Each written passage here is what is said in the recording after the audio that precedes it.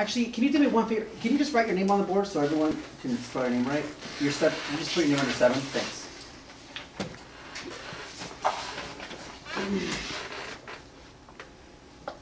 And one last thing, Krista, if you could just make sure the clicker works so that we don't have any technical difficulties.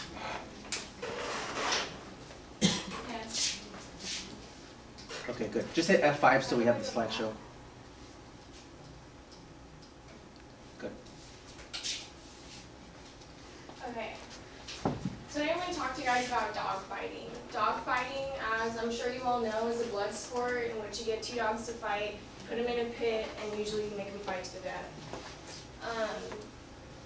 Dog fighting has been around for centuries. It goes all the way back to the Roman Empire when gladiators were fighting in the Colosseum.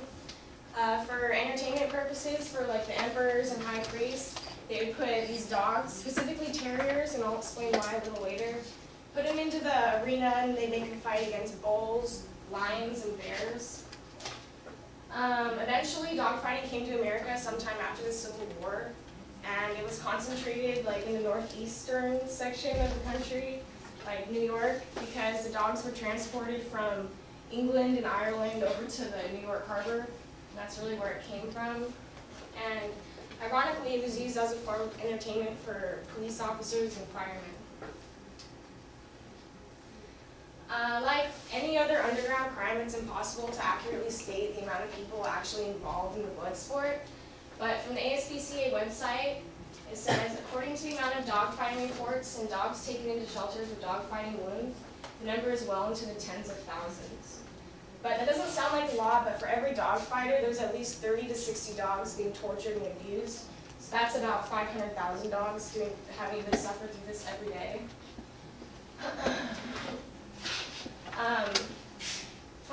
I'm going to talk to you guys about 3 main points: the types of breeds used for fighting, the brutal training and conditioning these dogs have to go through, and the misconception of the pit bull. The 3 main types of breeds are the American Staffordshire Terrier, which is this one, the American Pit Bull, and the Bull Terrier. The Staffordshire and the Pit Bull are very similar looking, but they're actually very different. The Staffordshire came from England, and like I said, the dogs were transported over to America. And of course, like always, Americans always want bigger, better, and faster. So that's where the Pit Bull came from.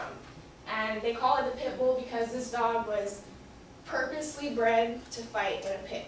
And it's unfortunate because they're extremely beautiful dogs. And the Bull Terrier, it's kind of silly looking, not as big as these ones, but it's still very aggressive and strong. The reason terriers are most used rather than any other dog is for their speed, strength, and agility. These dogs can be trained when they're trained to fight. They're trained to like go to the death, whether they're being hurt or anyways. In order to turn a dog into a fighting dog, the training process begins at a very young age, usually around 4 or 5 months.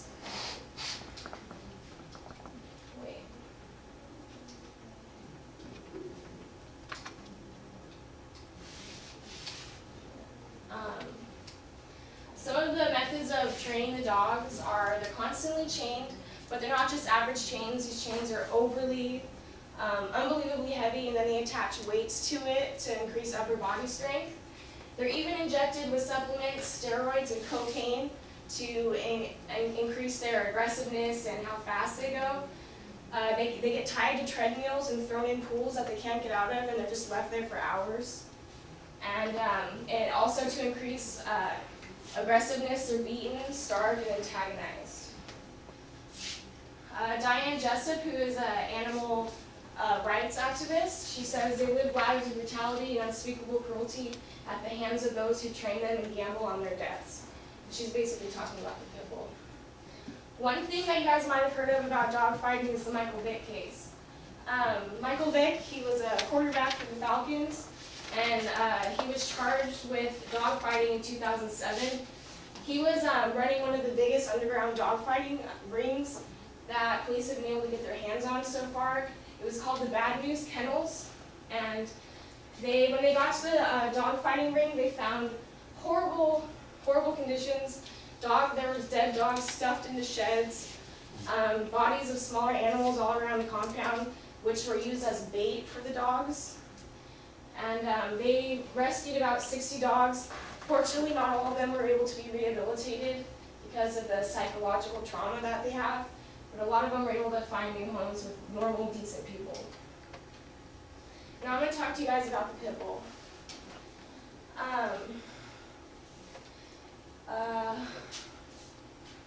This is where I'm stuck. Pit bulls have a very bad reputation placed on them by the people who are uneducated and inexperienced with the breed. The main words that you would hear to describe a pit bull from like parents of like small children would be dangerous, aggressive, and violent, I guess. But actually, America has always had some good pit bulls around. Petey from the Little Rascals was an American pit bull. And the very first American war dog was a pit bull named Stubby.